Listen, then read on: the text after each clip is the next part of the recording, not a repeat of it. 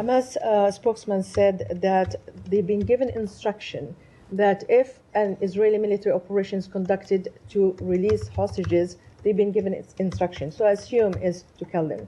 So this is as a result of the operation that the Israeli did in June that resulted in the release of 3 hostages and the killing of 200 Palestinians. Do you believe, the administration believe, that hostages can be released in any other way but negotiation? Sure, hostages can be rescued. Israel has rescued hostages, and the same with the United States has rescued hostages, not in Gaza, but other places around the world, and other hostages have been rescued. So it's not to rule out the possibility of hostage rescues. They can take place.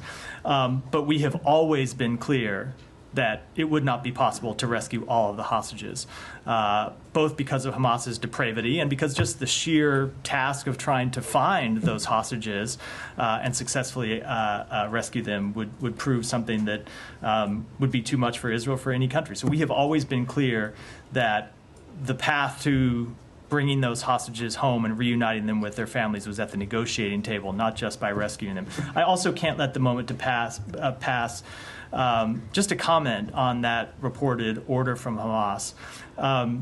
Sometimes we talk about the negotiations between Israel and Hamas and talk about them as two, and people think about them as two equal parties.